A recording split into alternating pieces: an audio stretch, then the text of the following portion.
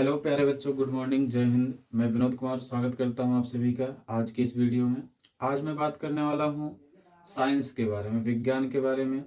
जैसा कि आप सभी जानते हैं, कुछ बच्चे साइंस साइड से और कुछ बच्चे आर्ट साइड से पढ़ाई करते हैं। साइंस साइड का मतलब विज्ञान वर्ग और आर्ट साइड का मतलब है कला वर्ग। जब उन बच्चों से पूछा जाता है कि विज्ञान क्या है, साइंस क्या है, तो बहुत सारे बच्चे नहीं बता पाते हैं कि विज्ञान नामक शब्द की उत्पत्ति किस भाषा के किस शब्द से हुआ है, विज्ञान किस भाषा का शब्द है, विज्ञान की परिभाषा क्या है और विज्ञान की शाखाएं कितनी हैं। बहुत सारी बातें हैं। आज की इस वीडियो में हम पूरी बातों पर चर्चा करेंगे। चलिए शुरू करते हैं। देखिए, लिखा गया बोर्ड पे साइंस, SCIENCE, साइंस। ये इसका उच्चारण हो गया। हमने साइंस का मतलब लिख दिया हिंदी में विज्ञान, ठीक है। और एक वीडियो हमारी पहले से यूट्यूब पे पड़ी हुई है जिसमें हमने साइंस के फुल फॉर्म की बात की है। साइंस का पूर्ण रूप क्या है वो आप डिस्क्रिप्शन बॉक्स में मिल जाएगा, आप उसको देख सकते हैं। फिर देखते हैं साइंस अर्थात विज्ञान नामक शब्द की उत्पत्ति। साइंस जिसे हम विज्ञान कहते हैं, इस शब्द की उत्पत्ति, साइंस या विज्ञान नामक शब्द की उत्पत्ति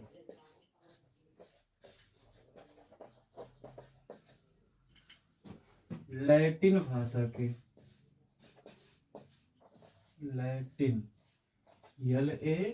LATIN, लैटिन भाषा के, लैटिन भाषा, ये लैटिन भाषा जो कि प्राचीन रोम,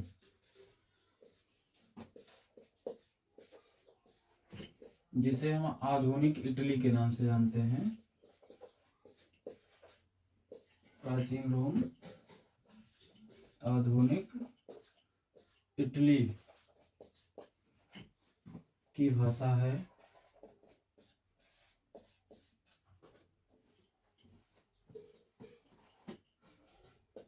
के साइंटिया नामक शब्द,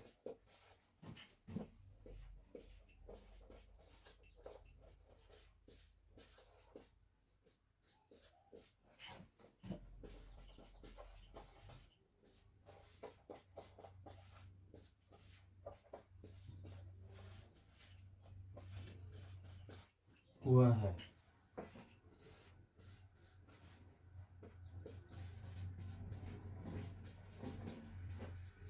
जिसका अर्थ KNOW, नो मीन्स जानना है। चलिए देखिए, साइंस अर्थात विज्ञान नामक शब्द की उत्पत्ति लैटिन भाषा जो कि प्राचीन रोम या आधुनिक इटली की भाषा है, इसी के साइंटिया नामक शब्द SCIENTIA, साइंटिया नामक शब्द से हुआ है। जिसका क्या अर्थ होता है? जिसका अर्थ होता है KNOW, नो मीन्स जानना।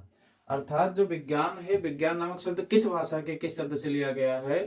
तो विज्ञान अर्थात साइंस नामक शब्द जो है ये लैटिन भाषा के साइंटिया नामक शब्द से लिया गया है, जिसका अर्थ होता है KNOW, नो मीन्स जानना। और ये जो साइंटिया शब्द है, ये जो लैटिन भाषा है, ये लैटिन भाषा प्राचीन रोम, जिसे हम आज इटली के नाम से जानते हैं, इटली के देश की भाषा है ये। चलिए आप इसको नोट कर लीजिए, फिर आगे हम बात करते हैं। चलिए अब हम आगे देखते हैं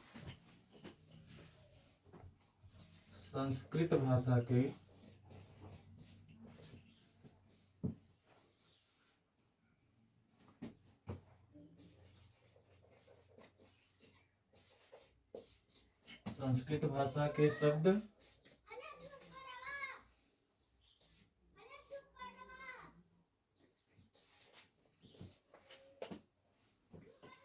विज्ञान, संस्कृत भाषा के शब्द विज्ञान एवं अरबी भाषा के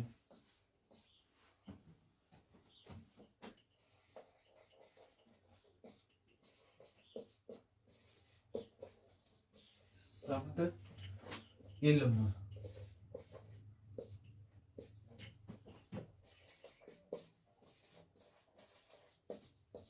का अर्थ है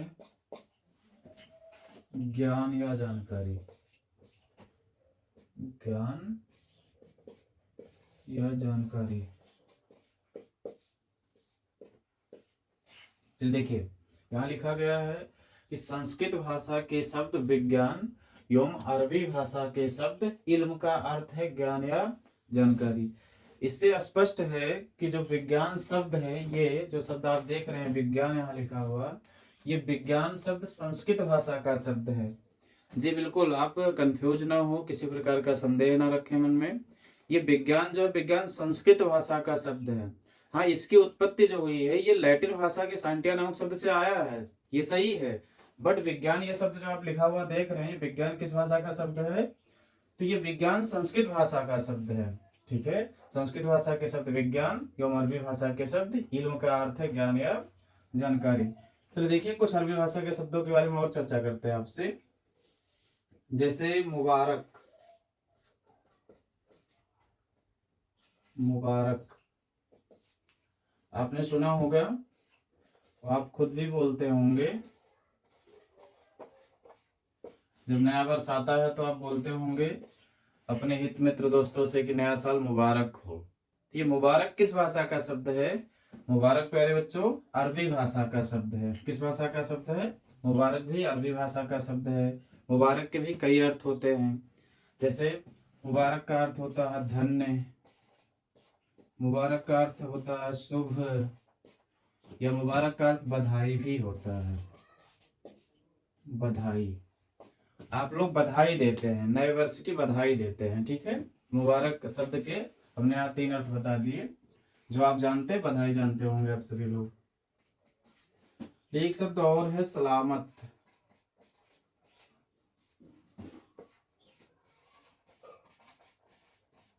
सलामत, सलामत किस भाषा का शब्द है? तो सलामत भी मूल रूप से अरबी भाषा का ही शब्द है। सलामत का क्या अर्थ होता है? सलामत का अर्थ होता है कुशल, सकुशल भी आप बोल सकते हैं, स्वस्थ भी बोल सकते हैं आप। ये सलामत शब्द के 3 अर्थ हो गए, कुशल, सकुशल, स्वस्थ। एक शब्द और आता है खैरियत।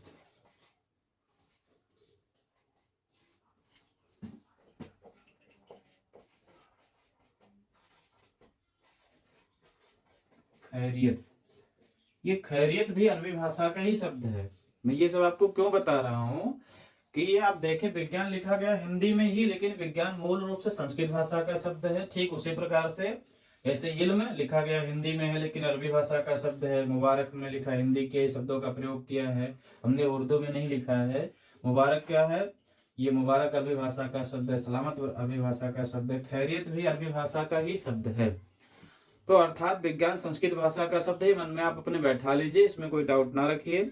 अब चलिए बात करते हैं खैरियत शब्द के बारे में। खैरियत का क्या मतलब होता है? जब हम किसी से पूछते हैं कि सब घर में सब खैरियत है, सब ठीक ठाक है ना, तो खैरियत का क्या मतलब होता है? खैरियत का मतलब होता है कुशलता। हम वहां उसकी कुशलता पूछ रहे होते हैं। क्या पूछ रहे होते हैं? उसकी कुशलता पूछ रहे होते हैं हम। उसका हम पूछते हैं हाल चाल। आप इसको सामान्य भाषा में हाल चाल भी कह सकते हैं। इसका अर्थ और भी होता है, जैसे कल्याण भी होता है। ये कई सारे अर्थ हैं। ऐसे विज्ञान का अर्थ होता है ज्ञान या जानकारी। चलिए अब आगे बढ़ते हैं हम। तब तक आप इसको नोट करना चाहें तो नोट कर लें।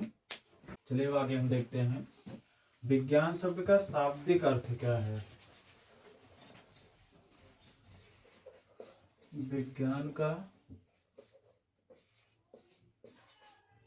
शाब्दिक अर्थ, शाब्दिक अर्थ का मतलब क्या है? शब्द के अनुसार इसका क्या अर्थ हो रहा है। विज्ञान का शाब्दिक अर्थ, शब्द के अनुसार इसका क्या अर्थ हो रहा है। सबसे पहले तो आप विज्ञान शब्द बोल के देखिए। विज्ञान, जब विज्ञान को हम बोलते हैं तो हमें मिलता क्या है? विग प्लस ज्ञान। विज्ञान को हम तोड़ देंगे, इसे हम कैसा लिख सकते हैं? इसे हम लिख सकते हैं विग प्लस ज्ञान। वी से क्या होगा? वी से होगा विशिष्ट, विशिष्ट। और ज्ञान का क्या होगा? ज्ञान का होगा जानकारी। तो विशिष्ट ज्ञान कर लीजिए आप। विशिष्ट मीन्स क्या होता है? विशिष्ट मीन्स होता है विशेष ज्ञान। ज्ञान को आप जानकारी भी बोल सकते हैं। मतलब क्या हुआ? विज्ञान शब्द को जब हमने तोड़ा तो मिला क्या? वि प्लस ज्ञान। इसका मतलब हो गया विशिष्ट, विशिष्ट ज्ञान या विशेष जानकारी। इंग्लिश में बात करें तो इसको हम बोल सकते हैं स्पेशल नॉलेज। स्पेशल नॉलेज,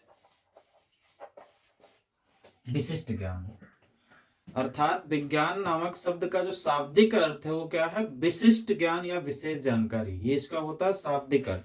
चलिए आगे हम बात करेंगे विज्ञान की परिभाषा के बारे में। इसको आप नोट करें, फिर आगे बढ़ते हैं। चलिए आगे हम देखते हैं विज्ञान की परिभाषा क्या है, विज्ञान किसे कहते हैं हम।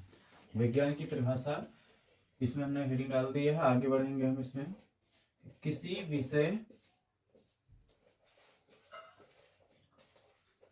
किसी विषय या वस्तु के बारे में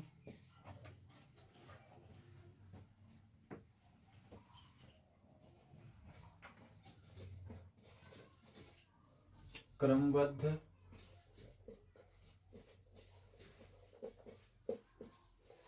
सुव्यवस्थित,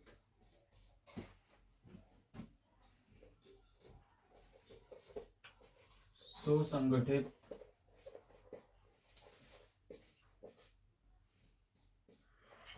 एवं प्रयोगों द्वारा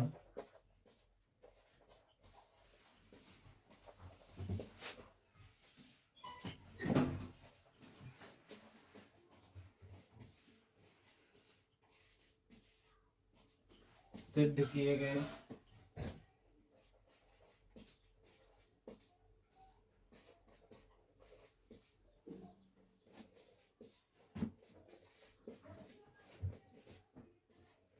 विशिष्ट ज्ञान को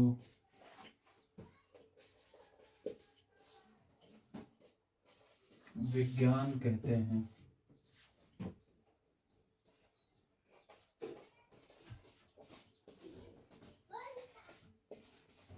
किसी विषय या वस्तु के बारे में क्रमबद्ध, सुव्यवस्थित, सुसंगठित तथा प्रयोगों द्वारा सिद्ध किए गए विशिष्ट ज्ञान को हम विज्ञान कहते हैं।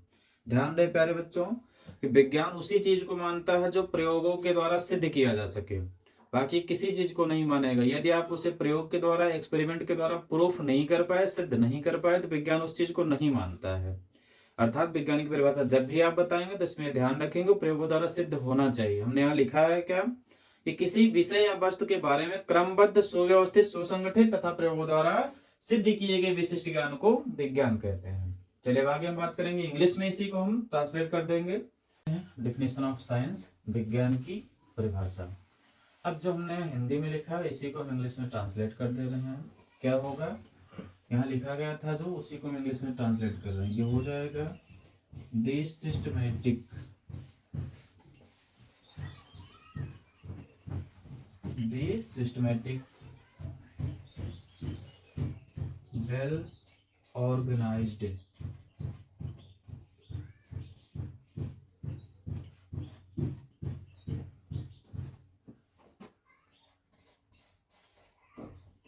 Well structured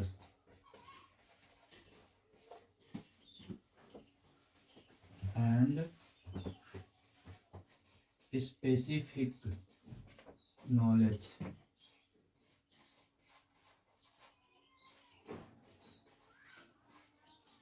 the systematic, well organized, well structured and specific knowledge about any subject or object, any subject or object which is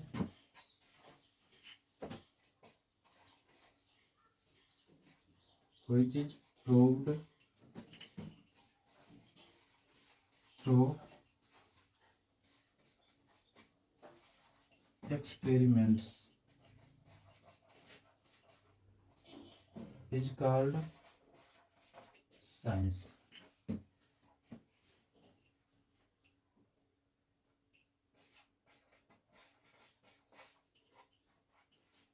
चलिए देखते हैं। दिस सिस्टमेटिक, सिस्टमेटिक मतलब क्या हो गया, क्रमबद्ध। वेल ऑर्गेनाइज्ड मतलब हो गया सुव्यवस्थित। वेल स्ट्रक्चर मतलब हो गया सुसंगठित एवं प्रयोगों द्वारा सिद्ध किए गए विशिष्ट ज्ञान। विशिष्ट ज्ञान का हो गया specific knowledge about any subject और object which is proved through experiments is called science. This systematic, well-organized, well-structured and specific knowledge about any subject or object which is proved through experiments is called science. किसी विषय या वस्तु के बारे में क्रमबद्ध, सुव्यवस्थित, सुसंगठित तथा प्रयोगों द्वारा सिद्ध किए गए विशिष्ट ज्ञान को हम विज्ञान कहते हैं। चलिए आप इस डिफिनेशन को नोट कर ले। विज्ञान की बहुत सारी परिभाषाएं होती हैं। चलिए एक परिभाषा ये बता दिया हमने, फिर आपको एक दूसरी परिभाषा भी बता रहे हैं विज्ञान की, तब तक आप इसको नोट कर ले, फिर हम आगे बढ़ेंगे। चलिए हम विज्ञान की दूसरी परिभाषा देखते हैं कि विज्ञान क्या है। तो विज्ञान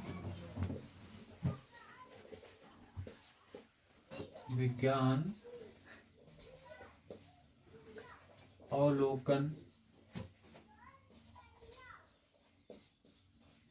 और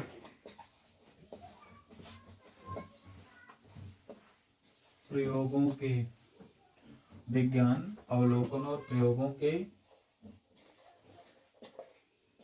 माध्यम से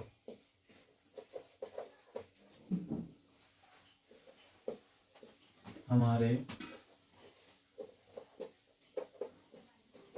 आसपास की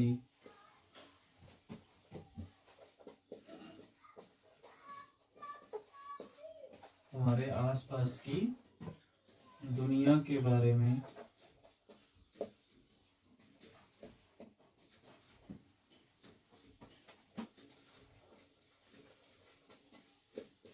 जानकारी प्राप्त करने का एक व्यवस्थित तरीका है। व्यवस्थित तरीका है, तरीका या विधि है। विज्ञान क्या है? तो विज्ञान अवलोकन और प्रयोगों के माध्यम से, विज्ञान क्या है? विज्ञान अवलोकन और प्रयोगों के माध्यम से, प्रयोगों के द्वारा हमारे आसपास की दुनिया के बारे में जानकारी प्राप्त करने का एक व्यवस्थित तरीका है। चलिए इसको हम इंग्लिश में लिखते हैं, क्या होगा? Science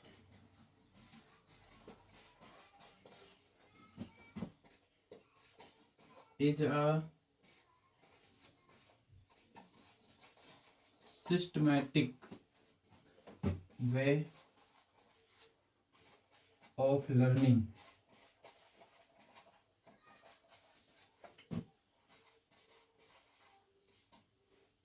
about the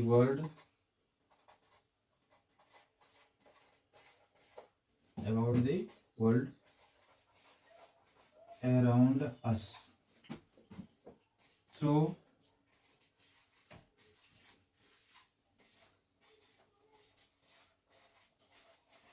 observation and experimentation.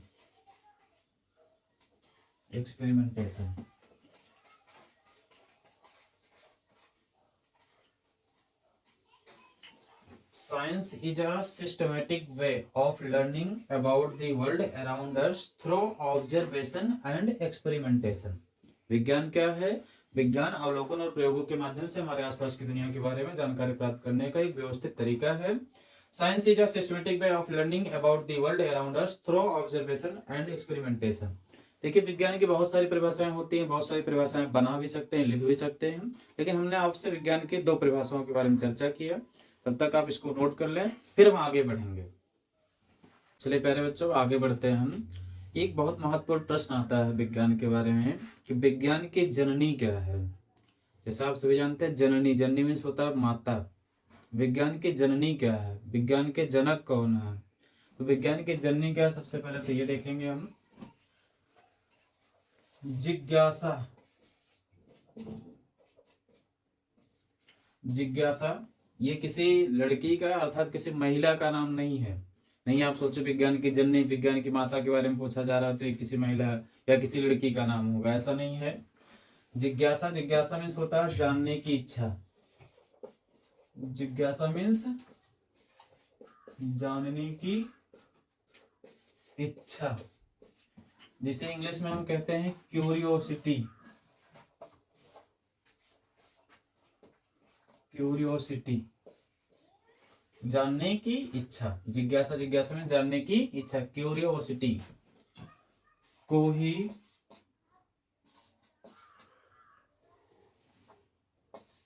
जिज्ञासा अर्थात क्यूरियोसिटी को ही हम विज्ञान की जननी या माता कहते हैं।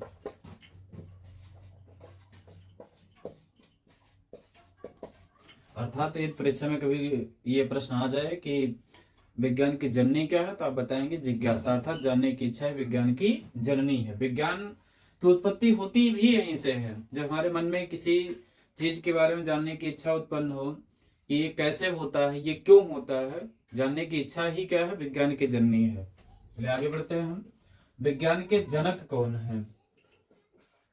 विज्ञान के जनक या पिता, विज्ञान के जनक या पिता कौन है? जिसे हम बोलते हैं फादर ऑफ साइंस।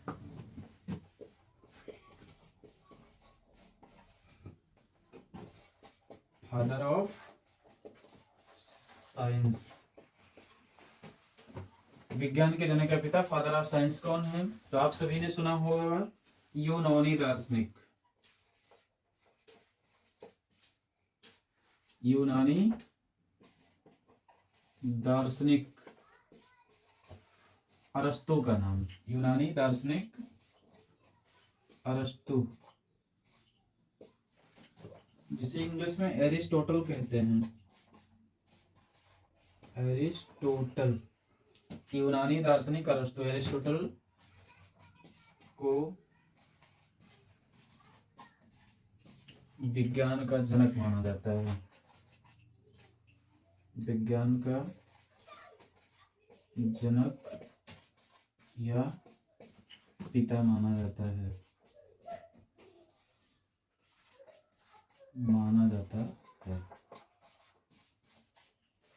एक और महत्वपूर्ण प्रश्न है कि राष्ट्रीय विज्ञान दिवस कब मनाया जाता है? राष्ट्रीय विज्ञान दिवस कब मनाया जाता है? जैसे आप जानते हैं विश्व पर्यावरण दिवस 5 जून को मनाया जाता है, ऐसे राष्ट्रीय विज्ञान दिवस कब मनाया जाता है? राष्ट्रीय विज्ञान दिवस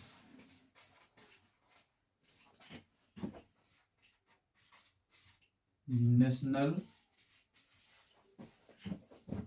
साइंस डे,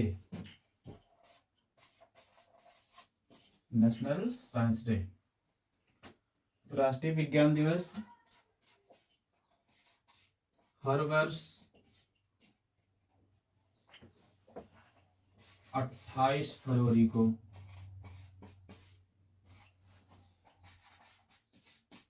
हर वर्ष 28 फरवरी को राष्ट्रीय विज्ञान दिवस मनाया जाता है,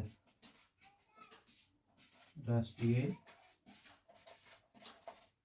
विज्ञान दिवस मनाया जाता है।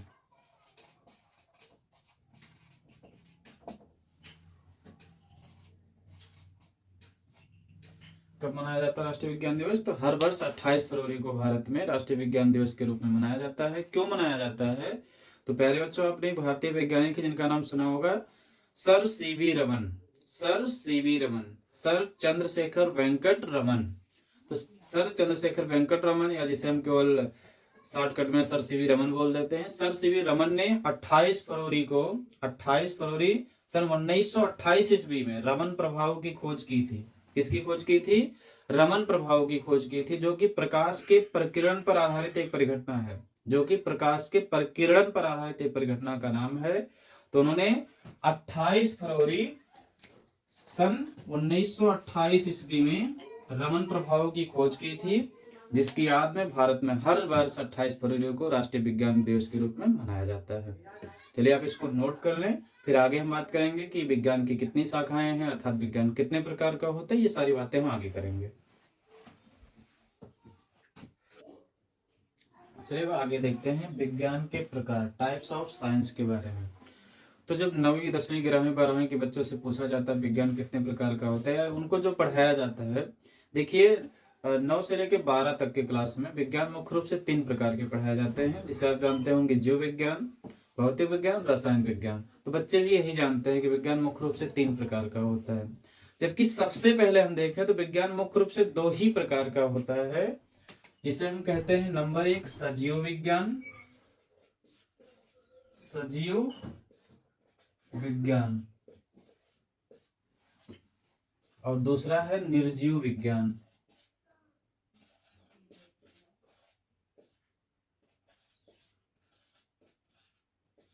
सजीव विज्ञान, निर्जीव विज्ञान। सजीव मीन्स लिविंग साइंस,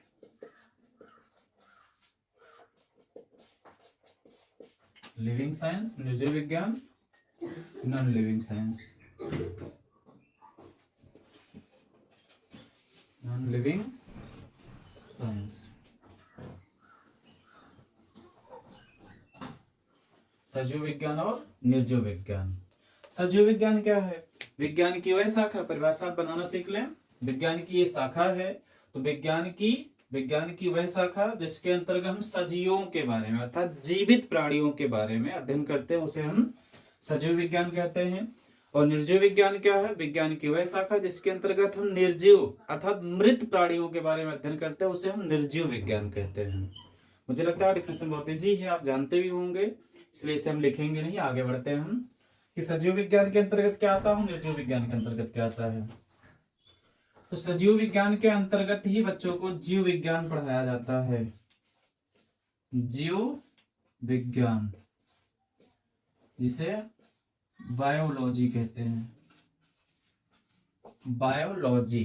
अब आगे चल करके जब आप इंटरमीडिएट के आगे जाएंगे तो बायोलॉजी की भी कई शाखाएं हो जाती हैं, जैसे जूलॉजी हो गया, बॉटनी हो गया, यानी कि वनस्पति विज्ञान, जंतु विज्ञान, उसकी भी आगे चल के शाखाएं हो जाती हैं, कई प्रकार हो जाते हैं।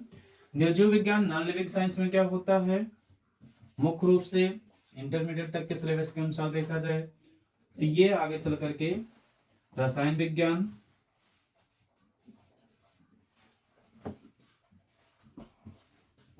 रसायन विज्ञान जिसे केमिस्ट्री कहते हैं,